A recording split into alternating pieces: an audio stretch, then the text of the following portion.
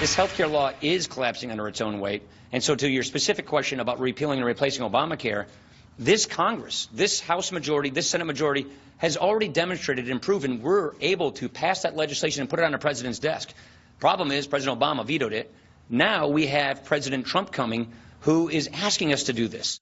Well, Obamacare may be on life support now that Republicans control Congress and the White House, but what is their plan to replace and repeal that legislation? That's right. Big question. Joining us now to weigh in is Texas Congressman, medical doctor, OBGYN, Michael Burgess. Congressman, thanks for joining us this morning. This is the big question. It's the million-dollar question. Obamacare. No, it's a trillion-dollar question. Trillion-dollar question. Good point. What is the plan to repeal and replace? Well, I think you had Speaker Ryan on just a moment ago. You showed a clip of him, and Speaker Ryan has tasked, or did last year, task the House, let's put down our ideas on paper. Let's not just be having people having to guess at this. So that work has already been done. But look, going forward, there will be a new Congress sworn in. This will come through the committees of jurisdiction. The new Congress will actually decide on the policies. The good news is that we've now got a willing partner down in the White House who's at least willing to talk to us about this. I cannot tell you how frustrating it is to have been frozen out. And I think Democrats, if they were honest, would admit this as well. We've just been absolutely frozen out about any sort of ideas with the Obama administration. Now, look, one thing that could happen, and it could happen the day after Inauguration Day, the relaxation of the individual mandate, one of the most coercive parts of the Affordable Care Act, something that has no part in a free society.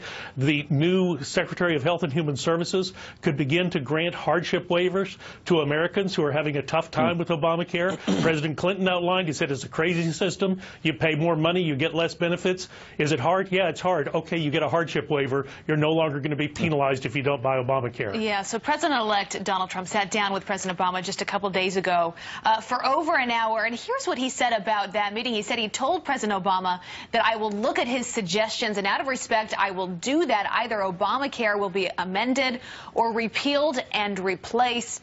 I want to ask you, because one of the biggest mistakes I think that President Obama made early on in his presidency was basically shoving down Obamacare down the American people's throats, passing it only through partisan lines. How important is it for President-elect Trump to actually listen to both sides of the aisle to figure out what is the plan moving forward? Because as you said, this is a trillion-dollar question. Yeah, well, first off, you don't ever want to do that. I think what the history lesson of Obamacare is, you don't want to do things under one party, just one party being on board, because when you get into trouble, and you invariably will when these things get to the agencies, when you get into trouble, you need friends on both sides of the question. And the other thing is, a big missing piece of what I thought was a big miss by the Obama administration, why didn't you involve the governors? And actually, at this point, I am really looking forward to our governors, our state legislatures, to step up and tell Washington, look, you defend the border and deliver the mail. We'll take care of our people who have pre-existing conditions. That would be a very refreshing change, wouldn't it? Congressman, you mentioned very briefly, you mentioned pre-existing conditions. That's one of the hedges that President-elect Trump just made, that maybe we keep protections for that. How do you contain costs if you're guaranteeing coverage? Briefly. Well, actually, states were doing a reasonable job with that. They needed some help from the federal government prior to Obamacare, so that's one thing. But do remember, pre-existing conditions is a feature of the individual market. People in the large group market, people with employer-sponsored insurance, this is not the problematic situation that it is for folks in the individual market. That's what needs to be fixed. Well, we're going to have to leave it there. Congressman Mike Burgess, thanks for being with us this morning. Good to see you, sir. Thank you.